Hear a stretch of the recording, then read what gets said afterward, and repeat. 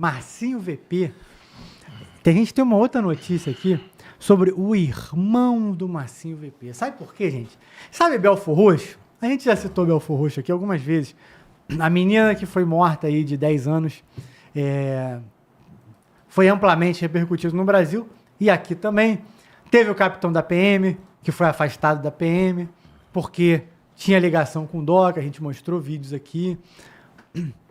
O irmão do Marcinho VP virou presidente do PSDB de Belfor Roxo. Porra, botaram o cara para liderar um partido político nesse lugar. Miqueias, vamos lá. A família do Marcinho VP tá entrando aí no radar, né? Não é que está entrando no radar, eles sempre estiveram por aí. A questão é que não estava se falando muito disso. A gente está falando aí de um camarada, o Cristiano Santos, que ele já está na mídia há um bom tempo e na vida política também há mais tempo ainda. Veja bem, depois que o Marcinho VP foi preso, o Cristiano foi acusado de ser o cara que herdou o reinado, digamos assim, do Marcinho VP.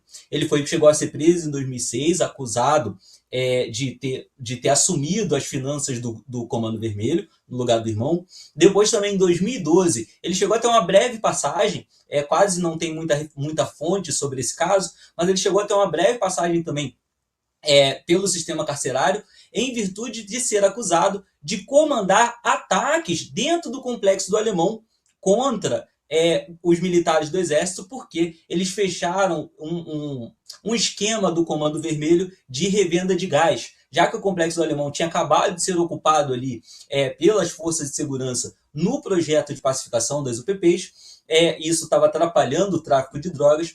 O Cristiano teria conduzido o Comando Vermelho para outras modalidades criminosas, dentre elas o gás. E aí, quando o Exército junto com a Polícia Civil, estouraram esse grande esquema, o Cristiano teria iniciado e comandado ataques contra as guarnições no Complexo do Alemão e acabou tendo uma breve passagem também pelo sistema penitenciário. Ele também foi acusado aí, de ter, inclusive, obrigado pessoas a votarem nele, porque ele foi candidato algumas vezes, chegou a ser eleito vereador pela cidade de Belfor Roxo ali em 2016, mas em uma das suas campanhas houve uma atuação do pessoal do TRE junto com a Polícia Federal para investigar uma denúncia de que ele não só estaria comprando votos, obrigando as pessoas ou comprando ou obrigando as pessoas a votarem nele, como em determinadas áreas, junto com o tráfico, ele estaria obrigando essas pessoas a doarem para a sua campanha, e aqueles que não pudessem doar,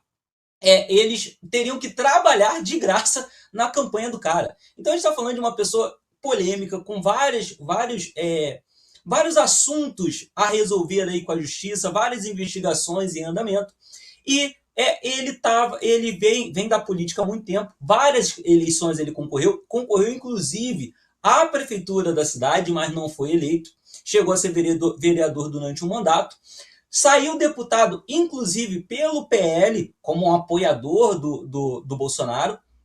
Teoricamente ele estava ali se dizendo, né, contra o crime, contra aquilo tudo, saiu candidato naquela vez e agora pulou do PL para o PSDB. O PSDB é um partido que no Rio está sem força, está sem expressão, está tentando se reerguer, e aí convidou aí o Cristiano para ser o presidente municipal do PSDB em Belfor Roxo. E isso teria acontecido agora no dia 26 de janeiro. E aí, quando essa notícia veio à tona, o presidente do PSDB foi lá e tirou. Falou, não, a gente não sabia. A gente não sabia? O cara com todo esse histórico, a gente não sabia? E, na verdade, só houve alguma ação porque veio à tona. A imprensa começou a falar sobre isso. Mas vamos falar, por exemplo, da cidade de São João de Meriti, onde o Cristiano também tem uma presença muito forte por lá. Cidade de São João de Meriti, também na Baixada Fluminense, do ladinho ali de Belfor Roxo, abriga várias pessoas indicadas pelo Cristiano àquela prefeitura, segundo a Veja, pelo menos, várias pessoas ali. Embora o Cristiano não tenha um cargo formalmente dentro da prefeitura, ele tem a sua equipe dentro da prefeitura. E não só pessoas da sua confiança, mas até familiares dele. Um sobrinho de 21 anos do Marcinho VP está lá com salário de 8 mil, também tem a esposa de um outro sobrinho, que está lá na Secretaria de Segurança Institucional, ganhando mais 13 mil. Então, assim, nós estamos falando de um cara que tem um histórico com a criminalidade, várias passagens pela polícia, acusações de crimes gravíssimos e com poder, influência. Só que, por algum motivo, ninguém estava falando. Belford Roxo tem vindo à tona aí, tem novamente ocupado o noticiário por conta da atuação do Márcio Canela, que tem sido considerado um prefeito muito bom para a cidade, apesar de um histórico controverso, também por causa daquela questão lá do capitão da PM, que estaria ali em negociação com as facções locais, e aí, aparentemente, agora resolveram causar um rebuliço, um turbilhão de informações sobre Belford Roxo, porque o que eu estou falando para vocês é de um cara que está na política lá há muito tempo. Ele vem vivendo e participando da política, concorrendo, se elegendo, desde 2010, pelo menos, tá? Inclusive, foi vereador em 2016. E por que até então ninguém estava comentando? Ninguém estava falando nada. Porque agora interesses políticos existem naquela cidade. Então, quanto mais holofote for jogado sobre a região, mais interessante é. Então, assim, não é necessariamente uma novidade. A única coisa que aconteceu é que agora deram luz aos fatos. Isso, Batata, vamos lá. Miquel trouxe um histórico aqui absurdo, né? Se não vira notícia, o camarada estava lá e, como muitos outros, acaba ascendendo, trazendo o mundo do crime para o mundo da política. E muita gente vai dizer que no mundo da política já tem criminoso bastante, né? Mas queria te ouvir. O que me entristece, Eric, que o cara... Eles colocam o cara num status de presidência do partido, coloca o cara responsável de alguma coisa ainda. Quer dizer, não basta, porque o fato dele ser irmão do Massinho VP, isso não quer dizer nada. Qual o problema? Ele pode ser, o irmão dele pode ser bandido, tá preso, e ele não.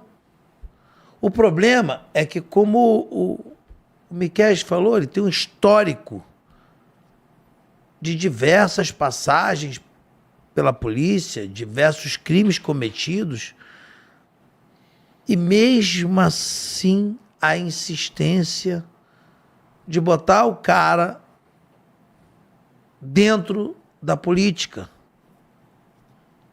Onde eu falo para vocês, é complicado demais quando a população cruza os braços e diz, eu não quero saber mais da política. E é impressionante, porque quando você diz, não quero mais saber da política, eles querem. Eles entram, eles vêm e eles vão mandar em você. Essa é a pura realidade. Eles vão mandar em você. Cada cidadão tem a responsabilidade. Cada cidadão tem a responsabilidade. Não adianta ficar criticando o urna eletrônica, não adianta ficar criticando o voto. Tem que tentar, tem que brigar, porque é por causa da notícia, da popularidade que causou a notícia, que tiraram ele. Ó, meu irmão, isso aí tá dando uma repercussão muito negativa. Ora bolas! Se o voto não funciona, a popularidade não funciona, eles deixariam ele lá, porra. Não, pode deixar, pô. Dana-se. Não interessa o que eles estão dizendo. Não. Eles não fizeram isso. Não, a popularidade está muito negativa. Tira eles. Porque o voto ainda influencia, sim. Sim. E é impressionante o descaso que se faz, ou melhor dizendo, eles não têm nenhum pingo de decência.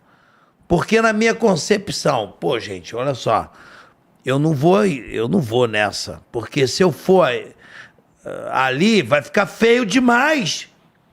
Vamos colocar um representante meu para enganar o povo. Não, eles não se importam mais em enganar ninguém.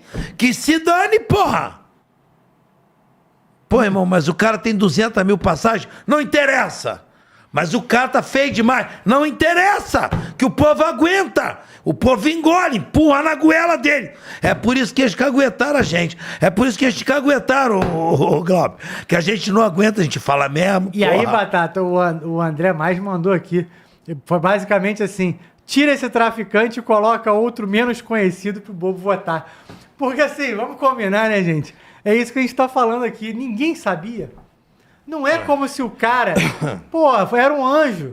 Coitado, o único pecado dele foi nascer irmão do Marcinho VP. Não era não, irmão. Isso aí, conhecendo a justiça do nosso Brasil, essa lista corrida aí que o Miquel deu pra vocês, isso aí é provavelmente o que a gente sabe. Tem certamente coisa que a gente não sabe. Provavelmente, né? Mas, Eric, é como nós falamos aqui do próprio Oruan. Ninguém nunca chamou o Oruan aqui de bandido. O Oruan não é bandido. Gente, ele não é bandido. Ele não é traficante. O Oruan não é traficante. A gente chama aquele de maluco. A gente fala que ele é bobão. Porque ele é bobão. É um garoto que vive se enfiando em merda. Agora, quando o cara pega o irmão do Marcinho VP, com uma lista, uma capivara desse tamanho, e coloca ele à frente de um partido, num determinado local, é um esculacho, gente. Tu tá indo muito a São Paulo, hein, Batata?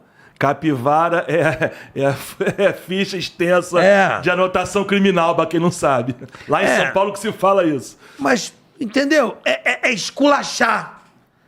É dizer o seguinte: vai ser ele, cala a boca, e vai mandar em você, e fecha sua boca e tá tudo certo. É isso que eles querem fazer, porra. Porque eles não fazem nenhuma coisa mascarada. Tu tá entendendo? Vamos fazer uma coisa mascarada. Não é que o povo... Não é que a gente vai aceitar, vamos deixar de bater, não. Mas fica difícil até da gente bater. Porque pra gente alegar, pra gente se posicionar frente a uma denúncia qualquer, precisa ter base, precisa ter provas. Não é assim. Mas não. Negativo. Vamos botar quem a gente quer e o povo que se lasque. Dana-se, não quer não? Toma! Vai ele mesmo.